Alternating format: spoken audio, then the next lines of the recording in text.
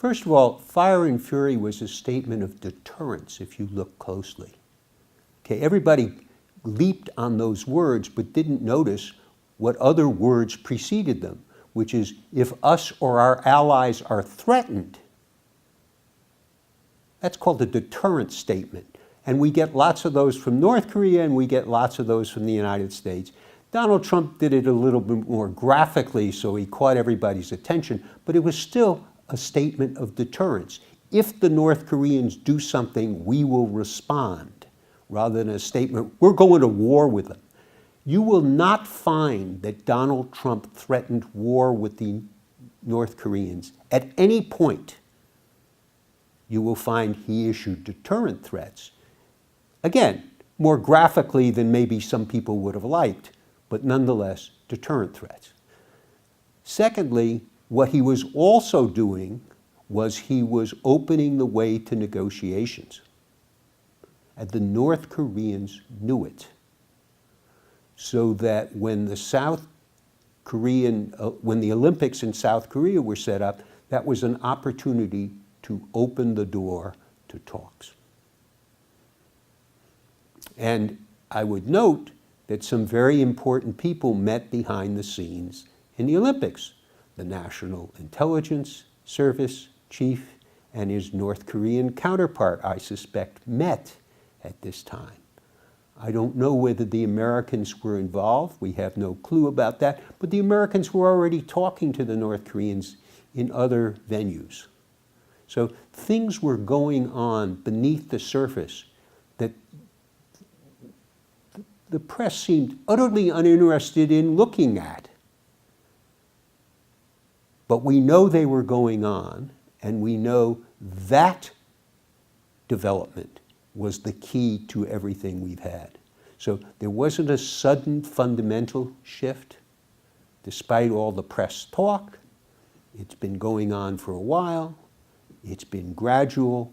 The North Koreans needed assurance Trump was serious. Trump needed reassurance that the North Koreans were serious. We got that when Kim Jong-un said, I'm not going to conduct any more missile and nuclear tests. Think about where we are in that fundamental relationship. The North Koreans do not have an ICBM. They have a missile with long intercontinental range, but they have not demonstrated that they have a reentry vehicle. They have not demonstrated that they have any degree of accuracy and delivery capability. They have conducted a thermonuclear or H-bomb test, but they need to conduct more tests to make sure they have a proven device. When Donald Trump was about to be president in 2017, Kim Jong-un had given his New Year's Day speech, and Donald Trump said, well, the North Koreans seem to be heading to a ICBM that can reach part or most of the United States, and a nuclear weapon to mount on it. It won't happen. Everybody said, oh no, he wants to go to war. He didn't say that. He said, it won't happen. What Kim Jong-un has done is said to Donald Trump, in effect, if you negotiate with me and move to a new relationship, it won't happen. Sunshine policy failed because George W. Bush came in and tore up the agreed framework and stopped the Sunshine policy from working. North Korea, one more time, needs both South Korea and the United States moving to a new relationship. When George W. Bush blocked that in his first term, he destroyed the basis for the Sunshine policy. So the Sunshine policy actually was succeeding under Clinton, because Clinton, having dropped the ball, went back in the year 2000. You had the Perry process, and we were moving toward a new relationship. Indeed, we declared that when Marshal Joe went to Washington. That that communique is fundamental in the relationship. But then George Bush came in and people like Bolton pushed him to tear up the agreed framework, which we did, and that destroyed the basis for the Sunshine Policy. In the second Bush term, Condoleezza Rice, when she became Secretary of State, persuaded Bush to try again and to negotiate. Okay? And we were making a lot of headway, and No Mu Hun then had a second agreement, this time with the North, and things were going very well. But then the election happened in South Korea, and Im Young-bak came in and made clear in the transition that he did not want to uphold the 2007 agreement between the North and South, and he actually reneged on what was agreed to in the six-party talks. The South Koreans were obliged to provide energy assistance. The South Koreans did not provide the energy assistance that was promised in 2008, and that led to the breakdown of the 2005 joint statement. I think the North Koreans think all the war talk was bluff. And why? Because they have the rudiments of the nuclear weapons. Okay? I think what will happen is, remember, the National Security Advisor, McMaster, tried to create options, military options. And every option they looked at, you had to be prepared that the North Koreans would respond in kind. What do you do when you're preparing for the North Koreans to respond in kind and you're about to strike them? You have to take American citizens out of Seoul, and you have to put American troops into South Korea. Okay? And the prospects for what that war would look like was sufficiently chilling so that the military was making clear, the Secretary of Defense, the Chairman of the Joint Chiefs, our commander in Korea, that the military didn't want to go there. If talks break down, we will go back to what we've been doing and continue to do today, which is we will rely on deterrence to check the North Koreans. It'll be tense at times. You would hope that people understand that even when you're relying on deterrence, you have to talk to the other side. Something the US and Soviet Union learned after the Cuban Missile Crisis and began to talk to the other side. Okay? But deterrence is what you rely on. And all the war talk is mostly bluster, in my view. Three things. First of all, Ronald Reagan had the reputation as a warmonger, and yet he wanted to get rid of nuclear weapons and met with Gorbachev, and they agreed on that. Okay?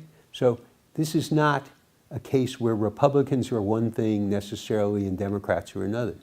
Secondly, the Democrats had trouble delivering on their commitments, and Obama really didn't negotiate in a sustained way. So I think the impression of South Koreans needs some adjustment. The fact is,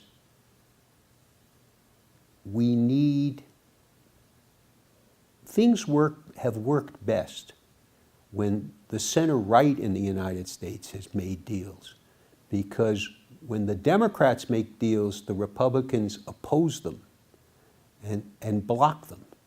When the Republicans make deals, they're more likely to stick. And interestingly enough, if you listen to the Democratic Party right now, they're attacking Trump from the right on negotiating with North Korea. I think it's a foolish position, but you have to understand that's what's going on. Now, something very different is going on in South Korea, which is the center right is attacking the government. I would hope that there are some wise heads, and I know there are, on the center right, who understand that this opens an opportunity for Korea down the road to have a fundamentally different relationship with North Korea. But they're not reacting that way right now. Partisan politics, especially the highly partisan politics that we have in Seoul and Washington, are a problem for sustaining a negotiated outcome. And we know this, and by the way, the North Koreans are well aware of this too, which is why they're more likely to want to at least wait for a center-right government to come to power in Seoul before they finally give up their nuclear weapons. They want to make sure the center-right is playing, not just the center-left. And I think they're probably confident that Democrats will keep a deal that Trump makes. The question is, will the Republicans do that? There are a number of Republican hawks that don't like what Donald Trump is doing. And one of them is the National Security Advisor right now. So again, politics is critical to this outcome. Anybody who doesn't understand the political difficulties that Bill Clinton experienced, you know, Bill Clinton did a deal in October 1994. In November, a month later, the Republicans took over both houses of Congress. They provided no funding for implementing the deal. They were hostile to the deal. A well-known Republican senator accused the U.S. negotiator of treason. Those are fighting words in Washington. So we have a whole history of people trying to play for partisan advantage, and that gets in the way of the national security interests of the United States and the Republic of Korea.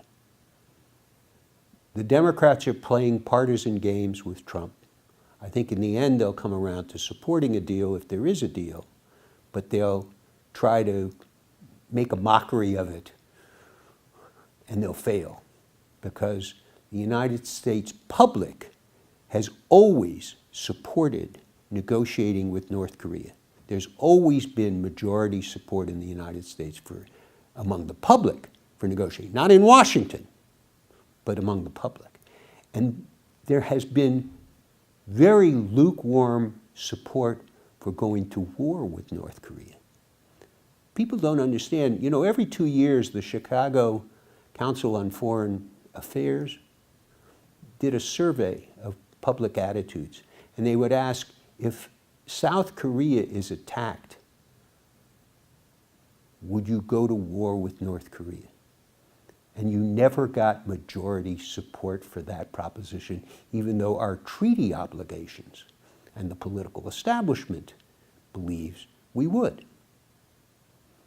So I just throw that in for your understanding. If you go look at those surveys, you didn't get public support for going to war with North Korea until the Bush administration, and then it was very tepid support.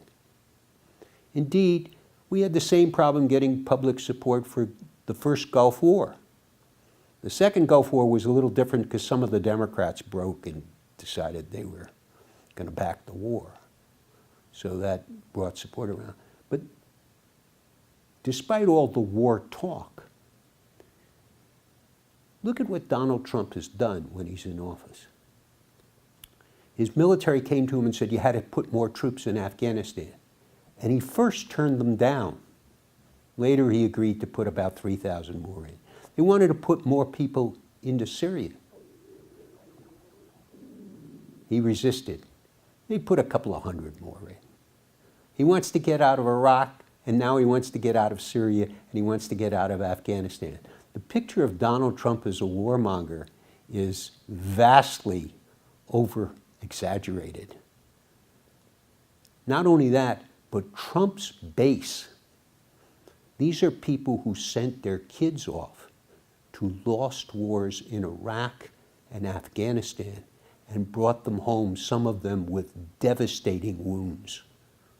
A lot of his base does not want the United States to go to war with anybody.